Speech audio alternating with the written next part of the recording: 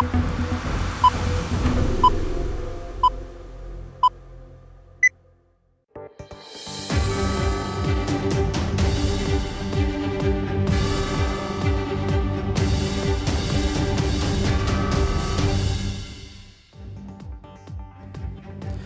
بیننده ارجمند، از استودیوی مرکزی رادیو آزادی من عبدالله اشرف شما را با تازه ترین خبرهای تاجیکستان و جهان آشنا میکنم. امروز 3 اکتبر است. توجه کنید به سرخط موضوعهای برنامه. حامی حقوق مهاجران کرامت شریپوف ضمن جلسه سران اتحاد دولت‌های مستقل در دوشنبه از ولادیمیر پوتین کمک خواسته است. ساکنان بعضی از دهاتی کنار دوشنبه میگویند در یک شبانه روز همگی 7 ساعت برق میگیرند، ولی ظاهرا به این حالت آماده اند. خاکی مود همین چیزی که سوید نموشه او نمیشه. گلوبینی نسوسه. بازگشت به اصل خویش در تاجیکستان تعطیل‌های تیر ماهی و بهاری را به خوانندگان بازگردانیدند. دو ماه میخوانند، یک هفته دم میگرفتند، با 2 ماه دیگه میخوانند، یک هفته دم میگیرند. این بهتر است، هم برای معلم هم برای خواننده. دادگاه شهر خوجند یک مسئول شرکتی بلیط فروشی را با جرم فریب مشتریان و از خود کردن پول آنها عیبدار دانست و 10,000 سامانی جریمه بست. بختیار غنیف خزینه‌دار شرکتی اوریون تریدینگ اینچنین 2 سال از حق کار در این وظیفه محروم شده است. ماموران دادستانی بختیار غنیف را ماه سپتامبر امسال در پی شکایت 2 نفر بازداشت کردند. مشتری‌ها شکایت کردند که غنیف با آنها بلیط هواپیمایی خط سیر مسکو خوجند را که 3000 سامانی نرخ داشت، خودسرانه از 3200 تا 3480 سامانی فروخته است. غفران غنیف پدر بختیار غنیف به رادیو آزادی گفت که پسرش از کم تجربگی به کمبود راه داده است، اکنون به کار دیگر مشغول می شود و احتمال خودش هم به مهاجرت کاری به روسیه برود. کرامت شریپوف رئیس جنبش مهاجران کاری تاجیک سال گذشته از روسیه به تاجیکستان اخراج شده است، از ولادیمیر پوتین در حل قضیهش کمک خواسته است. او هفته گذشته در جلسه سران کشورهای عضو اتحاد دولت‌های مستقل نامه شکایتی خود را به سرگئی لبدف رهبر اجرایی این اتحاد سپرده از او خواسته است عرضش را به پوتین رساند. همکار ما میرزا نبی خالقزاد در شهر دوشنبه با کرامت شریپوف هم صحبت شده، از او پرسید در نامه شکایتیش از ولادیمیر پوتین چه خواسته است.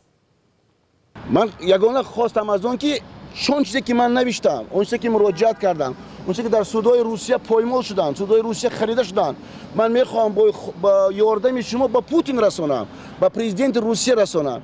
این چی به صاحبی، این چی به قدرتی انسان است. چون که من هیچ وقت شهروندی تاجیکستان هم نبودم و 2 شهروندی هم من هم نداشتم. چرا این کار را کردید؟ شما در همین عریضه مشخص نویسید که از طریق لبدف و پوتین رسانده؟ البته هست، من به شما میسپارم، این هست البته که به پوتین رسانده شود.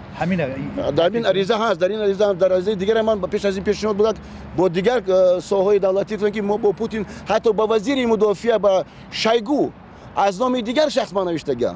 حتی اگر فامیل کرامت شود در راه درونده پرفته می شود در قسمت بالا از دیگر شخص به نام یک زن نوشته. وقتی شما مکتوب رو میکشید آنجا کرامت شریف است، در قسمت بالای کرامت شریف نیست، در آنجا یک مستوره محمدیه. چون این از مکتوبو خدا دستگیر شود با آنها. درست است، تشکر. حاضر مسئله بحثتون در سودها در چی وضع؟ سودایی که امروز در روسیه هستند، یک سود به بیرخوان بالا رفت، حتی نظر هم ننمودن، نقشودن و به اعتبار هم نگرفتن، موندن که دپارتاسیون کرامت شریف درست است. دویمش که این سودایی که در تاجیکستان 5 سود شد. یک سود در حالت بودن گذشت زیاده از 3 ماه گذشت در سود سامانی از قسم پایانی و پیش از این فیض‌آباد بود، دیگر جهان بودن که اونها با اونها تکلیف. عاقبت آمده به سود شهری رسید. دیده برآمدنیان بعدتر نظر نشد، بعد عاقبت گرداندن اون با رئیس سود، چون که برخوان سود از ما قبول کرد. امروز همه هست دلیل ما با برخوان سود رفته ایستادیم و میسپاریم. یعنی همشون تا دادگاه عالی رد کردن. رد کردن. و چرا مهلتش درست کردن؟ ما اینکه مهلت درست کردن این فکرم ترس است. بینندگان ارجمند، شکل پوره مصاحبه با کرامت شریپوف در وبسایت رادیو آزادی www.azadi.org دسترس است. با تماشای آن شما به همه سوالهایتان که به عنوان رادیو آزادی در رابطه با قضیه کرامت شریپوف فرستاده بودید می توانید پاسخ بگیرید. ساکنان از منطقه‌های گوناگون تاجیکستان میگویند 2 هفته باز در یک شبانه روز همگی 7 ساعت برق میگیرند. مقامات جای داشتنی لیمیت را رد میکنند، اما ریجه انتقال برق به یاد ساکنان لیمیت سالهای گذشته را میآورد. تاجیکستان بنابر کمبود آب در آبانباری نیروگاه‌هایش در فصل زمستان برق کافی تولید کرده نمیتوانست و بنابراین در انتقال برق به منطقه‌ها محدودیت جاری میکرد. ادامه موضوع در گزارش همکارم کیومرسی عطا.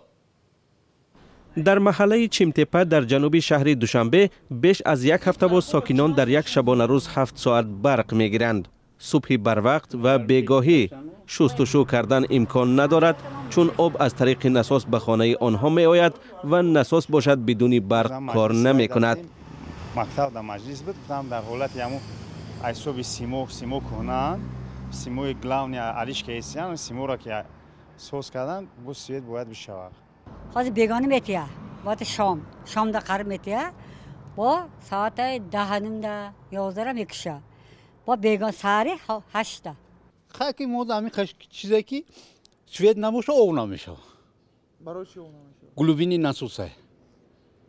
من واسه فروت به او نمیشه. همین چیز دیگه. تاجران میگن ساکنان اطراف شهر را درباره قطع انتقال نیروی برق آگاه نکردند. از این رو تقریبا همه مغازه های خرد و فروشگاه ها زیان دیدند. نامد سوید من کردیم دیگه قبول نکردیم چیزوره. در شرکت برق تاجیک از نو جاری شدن لیمیت برق را به مثل سالهای پیشین رد کردند.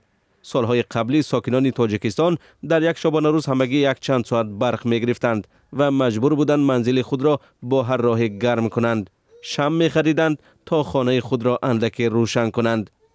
تنها سال گذشته کشور موسم تیر ماه زمستان را به محدودیت نیروی برق سپری کرد. حالا برق تاجیک اصرار می‌ورزد که بنابر ادامه داشتن کارهای تعمیر در خطها انتقال برق به منزل ساکنان منظم نیست. نه لیمیت نیست، به زودی همش حل می شود. ساکنان اطراف دوشنبه به این نظرند که مقامات از گفتن حقیقت سرپیچی می کنند و به قول آنها هنوز هم کمبود برق مسئله مبرم است. به وعده مسئولان هم که میگویند بعد از چند روز برق بدون محدودیت تامین می شود باور ندارند.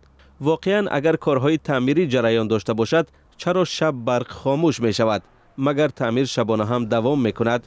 شهروندان بر اینند که در کشور باز هم نیروی برق نمی رسد، اما شرکت برق تاجیک نمی خواهد در این رابطه لب وا کند. به قول کارشناسان از ماه نوامبر نرخ نیروی برق بالا می رود تا که وضع مالی برق تاجیک بهبود یابد. شاید آن زمان تامین برق هم به تنظیم درآید. در حالی که ساکنان تاجیکستان از کمبود نیروی برق و نرخ گران آن که سر از ماه نوامبر به 20 درم میرسد شکایت میکنند، تا به امروز مردم ترکمنستان برای برق و گاز و چند مواد نیاز اول اصلا پول نمیدادند. اما اکنون وضع تغییر یافت. حکومت ترکمنستان امتیازهای اجتماعی از جمله آب، نمک، گاز و برق رایگان را برهم میدهد. پرزیدنت قربانگلی بردیمحمدوف قرار تنظیم تامین ساکنان ترکمنستان با آب و نمک، گاز و برق را امضا کرد. طبق این قرار آب، نمک، گاز و برق از 1 ژانویه سال 2019 هم برای ساکنان ترکمنستان پولکی خواهد شد. ولی وکیلان پارلمان تاجیکستان این قرار رئیس جمهور را با کفکوبی قبول کردند. چرا ترکمنستان یک بار آب و نمک و گاز و برق رایگان را برای ساکنانش از بین برد و آیا این به معنای ختم سوسیالیسم ترکمنی است؟ با این سوال به بریوس پنیر، تحلیلگر مسائل آسیای مرکزی رادیو آزادی مراجعت کردیم. من فکر میکنم سبب این در بحران اقتصادی و مالی است. حکومت ترکمنستان تا به حال به اهالی برق، گاز طبیعی و آب را رایگان میداد، اما حالا حکومت قدرت مبلغ گذاری کردن این را ندارد، بنابراین آنها این را قطع کردند. اما برای من عجیب است ببینم وقتی که مردم پول آب و برق را پرداخت کردن نمیتوانند، حکومت چه خواهد کرد؟ زیرا وقتی ترکمنستان دسترسی مردم را به آب و برق بنابر پرداخت نکردن پول آن قطع میکند، سر زدن مشکل های جدی در جامعه ترکمنستان از احتمال دور نیست. سوال دیگری من از بریوس پنیر در مورد مناسبات تاجیکستان و ترکمنستان بود. روابط دو کشور طی ماه اخیر پیچیده شد و روای ماشین های بارکشان تاجیکستان طریق قلمرو ترکمنستان مشکل گشت. چه عامل به اندیشه شما باعث سردی روابط دو جمهوری دوست شد؟ معمولا مناسبت های تاجیکستان و ترکمنستان خیلی خوب است. هر مشکلی که در روابط دو جانب سر میزند وابسته بر راه آهن است. چند پیش جانب تاجیکستان اندیشه را بیان داشت که احتمال به آنها راه آهن تاجیکستان و ترکمنستان که طریق افغانستان می رود در کار نیست، اما این واکنش تند ترکمنستان را به بار آورد. اما تا این هم اگر در یاد داشته باشید، سال گذشته تاجیکستان گفته بود شاید قطارهایش که اساساً مهاجران استفاده می کنند تنها طریق قلمرو ازبکستان به روسیه روند و از راه ترکمنستان استفاده نکند. این گفته هم واکنش ترکمنستان را به بار آورده بود که چرا قطارهای تاجیکستان بدون راه آهن ترکمنستان می روند. فکر می کنم تنش ها در مناسبت دو کشور به راه آهن وابسته است. تشکر از بریوس پنیر برای صحبت و ضمناً زمانی که این برنامه تهیه می شد خبر رسید که ترکمنستان با ماشین های بارکشان تاجیکستان که چند هفته در مرز این کشور در مانده بودند اجازه عبور داده است. ما هر تحولات این خبر را پیگیری داریم و در نشرهای من بعد شما را با تفصیلات دیگری آن آشنا خواهیم کرد. در تاجیکستان تعطیل آخر چورک‌ها را به خوانندگان مکاتب عمومی بازگردانیدند. با قرار حکومت تاجیکستان خوانندگان مکتب در انجام هر چورک تعطیل خواهند داشت، اما تحصیل از این به بعد تا 14 ایون ادامه خواهد کرد. تعطیل های معمولی خوانندگان 8 سال پیش در اوج بحران انرژی و مشکل تامین گرمی در صنفخانه ها با قرار عبدالجبار رحمانزاده سابق وزیر معارف بیکار شده بودند. بازگشت تعطیل ها را معلمان و خوانندگان چگونه قبول کردند؟ تفصیلات این موضوع در گزارش همکارم برات یوسفی. سلام بچه‌ها. بازگشت به نظام تحصیل و تعطیل‌ها در مکاتب میانه با 4 موسم را اکثر استادان و خوانندگان در مکتب‌های تحصیلات عمومی استقبال کردند. به قول آنها پس از هر 2 ماه تحصیل 1 هفته و یا 10 روز تعطیل کردن فشار روانی را از دوش خوانندگان و خصوص محصلین صنف‌های پایانی می‌بردارد. وقتی که بچه‌ها در تعطیل زمستان میتونن یک ماه دراز آن چیزایی که میخوندن همه اینا فراموش میکردن. معلم در دشوار بود. وقتی که از تعطیل یک ماه میامدن ما معلما با باید سوال جواب میکردیم در کله بچه یگان چی ماندگی نیست و یا یک ماه در همین خانه دم میگرفتن، نه کتاب میخوندن نه هیچی. بر اساس قرار حکومت تاجیکستان 4-1 در مکتب‌های تحصیلات عمومی از 1 سپتامبر تا 31 اکتبر، 4-2 از 11 نوامبر تا 31 دکامبر، 4-3 از 11 ژانویه تا 20 مارس و 4-4 از 1 اپریل تا 14 ایون ادامه می‌یابد. طبق این قرار سال تحصیل 36 هفته را در بر خواهد گرفت و انتهای تحصیل 14 ایون خواهد بود. اما تمدید تحصیل تا 14 ایون را اکثریت نامطابق با شرایط تاجیکستان عنوان می‌کنند. هوای شهر دوشنبه بنیاد گرم می‌شد. صنفخانه‌ها بسیار گرم می‌شدند. خوانندگان تا حتی من شاهد اون یک واقعه هستم که دخترها 2-3 نفر در رفت درس من بیهوش شدند از هوای گرم. محصلینی که در گذشته با نظام ادامه تحصیل تا 25 می و 7 ایون آشنا هستند، تمدید درس‌ها تا 14 ایون را در شرایط اقلیمی تاجیکستان به منفعت می‌دانند. دیگر شهرها در اروپا و روسیه ده уже 25 را تمام میکنند. اگزامینو را уже تمام میکنند. 25 27 ماکسیموم تا 30. از 14 کلیمت ما را میدونه که به حد مشکل است. 40-45 گرادوس میشه تا 14 همه میدونه که تا 14 هیچ کار نمیکنه. просто میروند با عبرت نخونه. پیش از همون قانون آوردن باید میپرسیدن در کار است در کار نیست. همه را با فکر همه خیلی فکر میکنند رنگ ما. این در حال است که آخر ماه می امسال بیش از 600 پدر و مادر با ارسال یک نامه به حکومت کشور خواستار برگردانیدن زنگ آخر به 25 می شده بودند. آنها از طولانی بودن سال تحصیل که بدون استراحت در موسم تیر ماه و بهار و در گرمای تابستان تا 7 ایون ادامه میکرد نگرانی کردند. 8 соли пеш дар авҷи буҳрони энержӣ ва мушкили таъмини гармӣ дар мактабҳо бо қарори вазири маорифи вақти тоҷикистон абдуҷаббор раҳмонзода аз ҳисоби ихтисор шудани таътилҳои якҳафтаинаи тирамоҳӣ ва баҳорӣ муҳлати таътили зимистон то 1 моҳ тамдид шуда моҳи январро фаро мегирифт.